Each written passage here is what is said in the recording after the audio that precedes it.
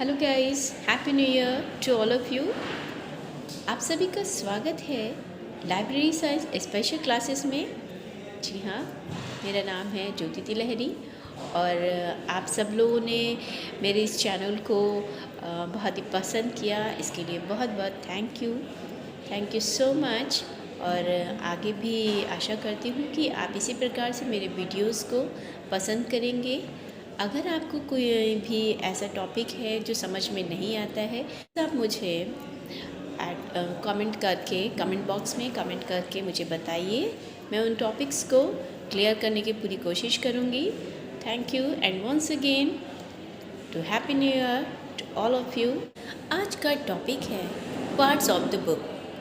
एक बुक के कितने पार्ट्स होते हैं, आज मैं अपने इस वीडियो में आपको बताऊंगी कि जो बुक्स हम पढ़ते हैं उन बुक्स में कितने पार्ट्स होते हैं। एक बुक के दो पार्ट्स होते हैं, एक होता है एक्सटर्नल पार्ट और दूसरा होता है इंटरनल पार्ट। एक्सटर्नल पार्ट यानी कि किताब का वो पार्ट जिसको हम बाहरी रूप से देखते हैं।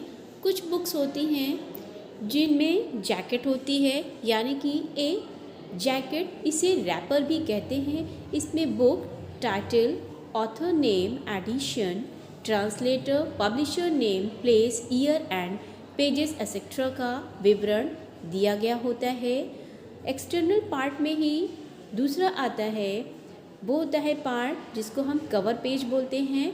कवर यानी कि जो कुछ किताबें ऐसी होती हैं जिनमें जैकेट वगैरह लगी होती हैं और तो कुछ होती हैं जो मोटी दफ्ती वाली लगी होती हैं, उनको बोलते हैं कवर पेज, यानी कि दफ्ती वाला कवर। दफ्ती वाले कवर को हार्ड बाइंडिंग भी कहते हैं और ये पुस्तक यानी कि लाइब्रेरी एडिशन भी कहलाती है। जबकि कार्ड शीट वाले कवर को पेपर बैक कवर भी कहते हैं।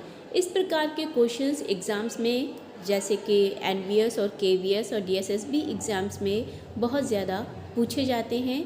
बहुत से लोगों को इन बुक्स के बारे में, इनके पार्ट्स के बारे में नहीं पता होता है जैसे, तो इसलिए मैंने इस वीडियो के थ्रू आपको बता दिया है कि एक बुक्स के कितने पार्ट्स होते हैं और इसके पार्ट्स को क्या क्या कहते हैं।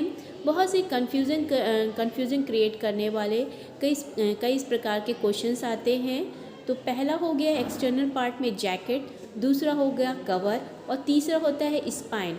स्पाइन यानी कि एक बुक की जो पीठ होती है उसको बोलते हैं, यानी बुक का वो भाग जो कवर के दोनों ही पार्ट्स को एक साथ आपस में ऐड करते हैं, उसे स्पाइन कहते हैं। इस पर टाइटल, ऑथर नेम, जिल्दसाज का ट्रेडमार्क, साइन, सिंबल आदि प्रिंट रहता है। तो ये हो गए एक्सटर्नल पार्ट्स के 3 पार्ट्स होते हैं। दूसरा पार्ट आता है जो कि कहलाता है internal parts of the book. Internal parts of the book, first page जो होता है वो कहलाता है टाइटल पेज, जिसको हम मेन पेज कहते हैं। सेकंड यानी कि B, half page of the title, ये मेन पेज से पीछे लगा हुआ, मेन पेज से पहले लगा हुआ पेज जो होता है वो हाफ टाइटल पेज कहलाता है। इस पर सिर्फ और सिर्फ टाइटल लिखा होता है और इसे संक्षिप्त मुख्य पृष्ठ भी कहा जाता है। कभी कभी इस पेज पर सीरीज़ या फिर सीरीज़ एडिटर का नेम भी लिखा हुआ होता है। ओवरफ्लो ऑफ द पेज, ये मेन पेज के पीछे ही लगा हुआ होता है। चौथा है verso of the title page, main page के पीछे का पेज जिस पर copyright year, frequency, print, edition, publisher, year, publisher, place, accession number, cost etcetera mention रहता है। उसके बाद जो पेज आता है वो आता है डेडिकेशन पेज, मेन पेज के पीछे वाला, यानी कि मेन पेज के बाद वाला पेज जिस पर ऑथर अपनी बुक को जिन लोगों को डेडिकेट करता है, अर्थात उनके प्रति अपना आभार व्यक्त करता है, उसको बोलते हैं डेडिकेशन पेज। फिर है फॉरवर्ड पेज, ऑथर के अलावा किसी अन्य व्यक्ति द्वारा लेखकीय योग्यताओं का बड़े ही वर्णन करते हुए लिखा गया विवरण, उसको बोलते हैं फॉरवर्ड पेज। फॉरवर्ड पेज के बाद आता है प्रीफेस पेज, लेखक द्वारा लिखित उस विवरण को प्रस्तावना कहते हैं जिसमें ग्रंथ के उद्देश्य, योजना एवं विकास का उल्लेख होता है। साथ ही लिखने में जिन व्यक्तियों का सहयोग रहा है उनका आभार भी प्रकट किया जाता है। तो ये हो गए आपके प्रीफेस पेज। उसके बाद में फिर आता है, इसके बाद में आता है कंटेंट्स यानी कि विषय सारणी।